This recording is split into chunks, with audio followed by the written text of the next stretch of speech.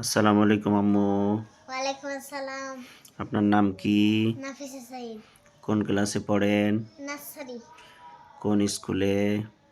চাঁদলাই নুরানি নুরানি মাদ্রাসা, academy. চাঁদলাই নুরানি academy. আজকে আপনার কি পরীক্ষা আছে? আজকে আমার কালিমা মাসের পরীক্ষা। কালিমা মাসাইল। কালিমা কয়টা? 3টা। কালিমা তাইয়্যিবা বলেন। কালিমাই তয়্যিবা লা ইলাহা ইল্লাল্লাহু মুহাম্মাদুর রাসূলুল্লাহ। কালিমা তাইয়্যিবার অর্থ? কালিমাই তয়্যিবার অর্থ আল্লাহ তাআলা ব্যতীত ইবাদতের উপযুক্ত আর কোনো মাবুদ নাই। হযরত মুহাম্মদ মুস্তাফা সাল্লাল্লাহু আলাইহি ওয়াসাল্লাম আল্লাহ তাআলার রাসূল। কালিমায়ে শাহাদাত। কালিমাই শাহাদাত আশহাদু আল্লা ইলাহা ইল্লাল্লাহু ওয়া আশহাদু আন্না মুহাম্মাদান আবদুহু ওয়া রাসূলুহু। কালিমাই শাহাদাতের অর্থ আমি সাক্ষ্য দিতেছি যে আল্লাহ তাআলা ব্যতীত ইবাদতের উপযুক্ত আর কোনো মাবুদ নাই। আমি আরো সাক্ষ্য দিতেছি যে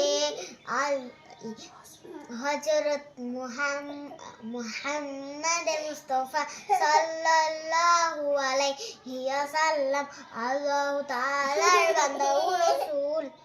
ইমানি মুজমাল। ইমানি মুজমাল আমানতু বিল্লাহি কামা হুয়া বিআসমাইহি ওয়া সিফাতিহি ওয়া কাবিলতু জামিয়া আহকামিহি। ইমানি মুজমালের অর্থ আমি ঈমান আনিলাম সর্ববিধ নাম ও গুণ বিশিষ্ট আল্লাহ তাআলার উপর এবং তাহার সমস্ত হুকুম মানিয়া লইলাম। ওযু করার তরিকা বলেন। মাসআলা ওযু করা তরিকা ওযুতে নিয়াত করা সুন্নাত বিসমিল্লাহ পড়া সুন্নাত দোনো হাতের কবজি সহ 3 বার ধোয়া সুন্নাত 3 বার মিসওয়াক করা সুন্নাত 3 বার কুলি করা সুন্নাত 3 বার নাকে পানি দেওয়া সুন্নাত সমস্ত মুখ 3 বার ধোয়া সুন্নাত ডান হাতের কোণই সহ 3 বার ধোয়া সুন্নাত বাম হাতের কোণই সহ 3 বার ধোয়া সুন্নাত দোনো হাতের আঙ্গুলি খিলাল করা সুন্নাত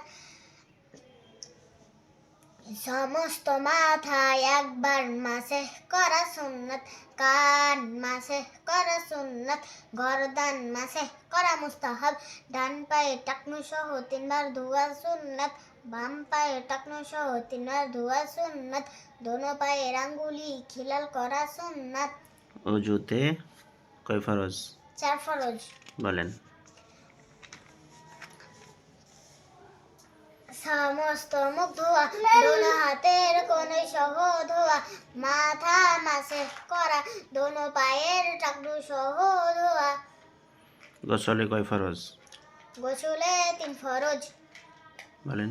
ভালোভাবে কুলি করা নাকে পানি দেওয়া সমস্ত শরীর ধৌত করা। তায়াম্মুমের কয় ফরজ? 3 ফরজ বলেন। নিয়াত করা সমস্ত মুখ একবার মাসেহ করা দোনো হাতের কোণে সহ একবার মাসেহ করা। ওযু ভঙ্গের কারণ 7টি বলেন।